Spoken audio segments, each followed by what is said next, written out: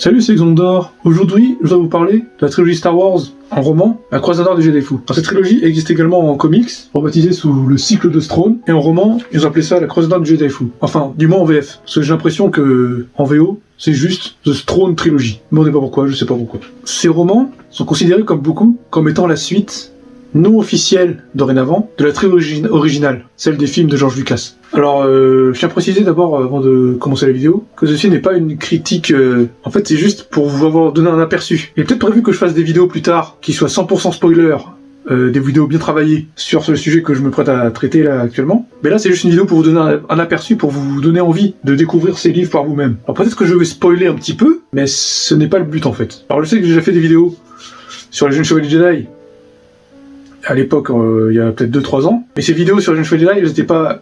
Je suis pas vraiment fier de ces vidéos en fait. Elles n'étaient pas bien travaillées. Mais là, je pense je ferai des vidéos sur ce que je fais, mais en plus travaillé. Donc, pour revenir au roman. Ces romans ont été écrits par Timothy Zahn en 1991. Ils sont considérés par certains comme étant le renouveau de Star Wars. À juste titre. En fait, ces romans, ils ont permis à l'univers étendu de vraiment se développer, quoi. Bien que l'univers étendu existe depuis bien plus longtemps que ça, en fait. Ça date des comics Marvel dès 1977. Et ça s'est arrêté, ces comics sont arrêtés en 86. Donc pendant une longue période, il n'y a plus trop de production Star Wars. Et en 91, il y a eu l'héritier de l'Empire qui a permis de renouveler l'univers étendu. Donc, un bref synopsis des résumés de ces romans. On se situe en plus 5 après la défaite de l'Empire sur la bataille d'Andorre. Donc, chronologiquement, on se situe en plus 9 après la bataille de Yavin. 0 étant la bataille de Yavin. Le tout premier film de Star Wars, l'épisode 4, Un Nouvel Espoir. Donc, on se situe en plus 9 par rapport à la bataille de Yavin, mais 5 ans par rapport à la bataille d'Andorre. Donc durant ce temps, l'Alliance Rebelle, rebaptisée la Nouvelle République, a dégagé l'Empire de Coruscant. Elle commence à peu près à se développer, sauf que ce qu'elle ignore, c'est que l'Empereur Palpatine, qu'on pensait mort, il a survécu et il vit dans le noyau profond, près de la planète Bis. Mais ça, c'est pas... Ça, c'est dans les comics Les Ombres de l'Empire. L'Empire des Ténèbres, dont j'ai parlé dans ma dernière vidéo.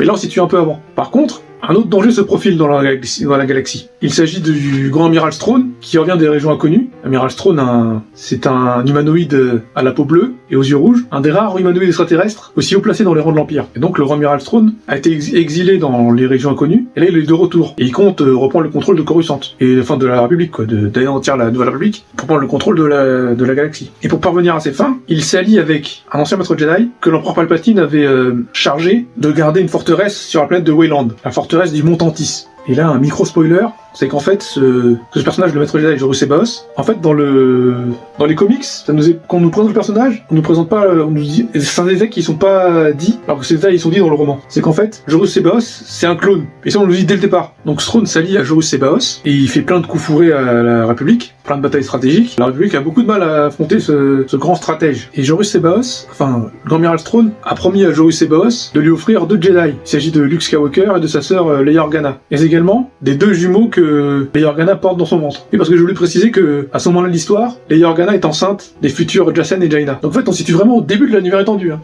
Au tout début. Et également, Luke Skywalker fait malencontreusement la rencontre du contrebandier Talon Card qui compte le livrer à Thrawn, mais enfin, Talon Card, il est un peu soit l'Empire, soit la République, quoi. Il est celui qui paye le plus. Donc il a capturé Luke, et il veut savoir qui c'est qui lui payera plus pour pouvoir le libérer, quoi. Pour voir, soit il livre à l'Empereur à l'Empire, soit il le livre à la République. Et comme c'est un bon gars, il décide d'aider la République. Et dans les alliés parmi les mercenaires de Talon Card, il y a une certaine Mara Jade. Mara Jade, qui en fait en veut à mort à Luke Skywalker, car il faut comprendre que Mara Jade, avant de devenir une mercenaire pour Talon Card, elle était haut placée dans l'Empire. C'était une espionne de l'Empire. C'était l'espionne personnelle de l'Empereur. Il s'agissait de la main de l'Empereur. Et avant de mourir, avant de faire croire à la galaxie, et il était mort, Palpatine, il a donné un ordre à Mara, tu dois tuer Luke Skywalker. Et en fait, cet ordre, il reste dans sa tête. Un ordre qu'elle finit par accomplir. Alors, micro-spoiler, elle tue un clone de Luke, ce qui fait que l'ordre s'efface. Donc, je préfère vous laisser là-dessus. Vous laissez tellement beaucoup spoiler certains passages, mais j'aimerais beaucoup que vous découvriez ces livres par vous-même. Alors, ces romans ont été écrits en 1991, mais j'ai des doutes sur le tome 2, La Bataille des Jedi, qui lui est sorti en 1993. Alors, faut savoir que les comics L'Empire des Ténèbres datent de 92. Parce que chronologiquement, cette trilogie se passe avant L'Empire des Ténèbres. Alors, il y a des choses pas très clair sur la publication de cette trilogie. Quoi qu'il en soit, au début de l'Empire des Ténèbres, Leia a accouché de Jacen et Jaina. Et au début de l'Empire des Ténèbres, elle est enceinte du petit Anakin. Anakin Solo. Et au début de cette là, les enfants de la scène de Jaina, ils naissent dans le troisième volume Ultime Commandement. Alors un truc important aussi à savoir, c'est que cette trilogie, elle a également été adaptée en comics. Donc il y a les éditions, une réédition dans les années 2000, l'édition Delcourt. Mais avant ceci, en grand format, aux éditions Dark Horse France. Des gros volumes, un peu le format franco-belge. Alors il y a L'héritier de l'Empire, mais également La bataille des Jedi. Mais pour le troisième tome, l'Ultime Commandement, eh ben, ils sont sortis chez Delcourt directement. Ah non, ils sont pas là, c'est celui-là. Ils sont sortis chez Delcourt. D'ailleurs, pour les romans, il y a eu une première édition, l'édition Presse de la Cité. Ensuite, il y a eu l'édition Fleuve Noir. Entre-temps, il y a eu aussi une édition Pocket, avec des couvertures vraiment moches. Et récemment, il y a eu un intégral de chez Pocket, que je pense que vous pouvez retrouver facilement. Moi, personnellement, j'opterais plus pour les formats, les grands formats Fleuve Noir, parce que c'est plus facile à lire, en fait. Surtout que je viens d'avoir 40 piges, il y a pas longtemps, donc les petits textes comme ça, ça fait un peu mal aux yeux. Donc je sais que aussi, actuellement, ces romans sont remis à l'honneur par rapport au fait que le Grand Amiral Thrawn a été recanonisé dans le Star Wars Disney, par la série Star Wars Rebels. En ce moment, tout le monde encense Timothy Zahn par rapport à ça. Alors j'aime bien le Grand Amiral Thrawn, je dis pas que je l'aime pas, mais moi ce qui me fait kiffer avec Timothy Zahn, c'est pas le Grand Amiral Thrawn, c'est surtout Mara Jade. Parce que franchement, le Grand Amiral Thrawn... je vais pas dire que je m'en bats les couilles, mais un petit peu quand même, quoi. J'en reconnais que c'est un bon stratège militaire, et bon, c'est juste un antagoniste aux héros principaux. Et surtout que dans le nouveau canon, ce qui me dérange, c'est que le Grand Amiral Thrawn ne sera pas confronté à Han, Luke et Leia. Non, il sera confronté aux héros de Rebels et à Ahsoka. Ça me dérange. Il y a également un truc qu'il faut reconnaître quand il y a une petite Zahn, c'est que il a énormément apporté à l'univers Star Wars. Tout d'abord, il y a le Grand Amiral Thrawn et les Chiss et toute la mythologie autour des régions inconnues. Mais également la planète Coruscant. C'est dans ce roman de l'Empire. Dans le roman La Vérité de l'Empire, qu'on entend parler pour la première fois de la planète Coruscant, la capitale, anciennement la capitale de l'Empire, et la capitale de la Nouvelle République. Alors je sais pas si c'est lui qui a créé la planète Kashyyyk, car la planète Kashyyyk est apparue également dans le Star Wars Holiday, mais on revoit Kashyyyk aussi dans la trilogie. Il y a également le peuple des Nougri, qui était une race qui voue une dévotion à Dark Vador, donc une dévotion aux enfants de Dark Vador, et plus tard, cette dévotion sera plus développée, car ils deviennent les gardes du corps des enfants d'Han Solo et Leia. Il faut également comprendre qu'avant ces romans, il n'y avait pas de prélogie. Donc en fait, on avait entendu parler dans la trilogie originale de la guerre des clones, mais on n'avait aucune idée de ce que ça signifiait. Et Timothy Zahn nous révèle certaines choses. En fait, pour lui, la guerre des clones, c'est que les clones se sont rebellés et qu'ils sont devenus fous. Ça nous est teasé dans 2-3 langues de dialogue. Bon, cette idée ne sera pas reprise dans la prélogie, mais c'est une idée qui n'est pas si mauvaise que ça en fait. D'ailleurs, cette idée de clones qui deviennent fous, je l'ai retrouvée dans un autre média, qui n'a absolument rien à voir avec Star Wars, dans les Superman de New 52. Quand on explore la planète Krypton, on découvre qu'il y a également eu une guerre des clones. Il y a des clones qui se sont rebellés, c'est ça que Kara Zor-El, elle aime pas les clones. Elle a beaucoup de mal avec Superboy. Mais je m'éloigne un peu du sujet. Là. Pour ce qui est des comics, alors pour le dessin, j'ai rien à dire, hein, c'est... Surtout que les comics L'Héritier de l'Empire, un trésor français. Alors oui, c'est scénarisé par Mike Baron, mais au dessin, c'est Vatine et Blanchard. LG Vatine et Fred Blanchard. C'est un peu un petit trésor national, quoi. Vive la République. Et vive la France.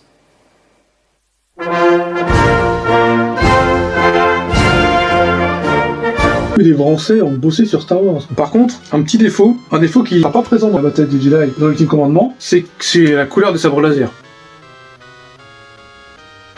Alors quand t'as vu l'Orto de Jedi, tu sais que le sabre laser de Luke, il est vert. Alors là, dans toutes les représentations du sabre laser de Luke, bah, il est bleu, ou blanc, ou bleu. Et ça pose un peu problème pour la continuité. Non, les dessins sont magnifiques. Joruus Sebaos, le Montantis, Wayland. Et pour les comics La Bataille des Jedi, alors c'est des nouveaux dessinateurs, c'est toujours scénarisé par Matt Baron. Et les dessins, on a fait des dessins un peu plus réalistes. Regardez. Alors c'est sûr, c'est plus réaliste que... Esthétiquement, c'est plus beau que l'Empire des Ténèbres. Je peux le comprendre. Et pour les comics L'Ultime Commandement, alors là, le tome 1, parce que c'est en 2 volumes, L'Ultime Commandement, pour le tome 1, il y a des petits problèmes sur les dessins. Il y a aussi un truc que... Alors ça, pas dans le film, dans l'édito, comme je l'ai dit, dans le roman de l'Empire, on nous révèle dès le début que Joruus Sebaos, c'est un clone. Or, dans les comics, on nous dit pas ça. Et là, on nous dit, c'est un clone. Alors, pour les gens qui n'ont pas lu les romans, tu comprends pourquoi. Comment ça, c'est un clone? On nous a jamais dit que c'est un clone. Et pour ça, je vous recommande de lire les romans après et passer sur les comics. Par contre, ce qui me dérange aussi, ce que je disais, c'est que les dessins, c'est vraiment bizarre. Il y a vraiment un problème... Quand tu passes de... Je dis pas qu'ils sont moches, hein, mais quand tu passes de l'un à l'autre, tu passes de la bataille des Jedi à l'Ultime Commandement, tu sens que les personnages, pas l'impression que c'est les mêmes, quoi. Il y a un souci avec la couleur, il y a un souci avec les caractérisations des personnages. Après, c'est pas moche, hein. La naissance des jumeaux. Hassan et Jaina. Et le tome 2. Alors c'est encore un autre dessinateur, mais là, j'apprécie les traits des dessinateurs. Edwin Biokovic et Eric Schonauer. Tu sens que c'est pas le même trait, quoi. Une scène magnifique avec l'affrontement Luc Mara contre Joru Sebaos et le clone de Luc. Cette scène où Mara tue le clone de Luc. Et Joru Sebaos qui pète un câble. Puis cette scène, c'est le happy end. Quand Mara reprend le sable de Luc.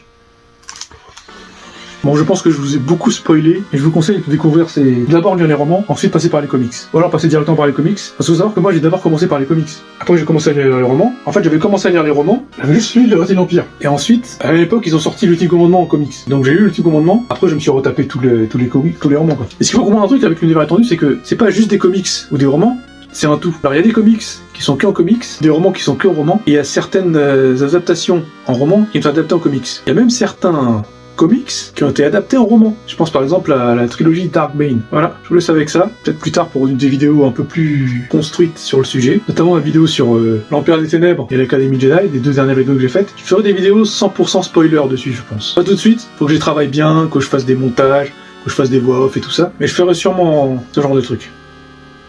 Allez, salut!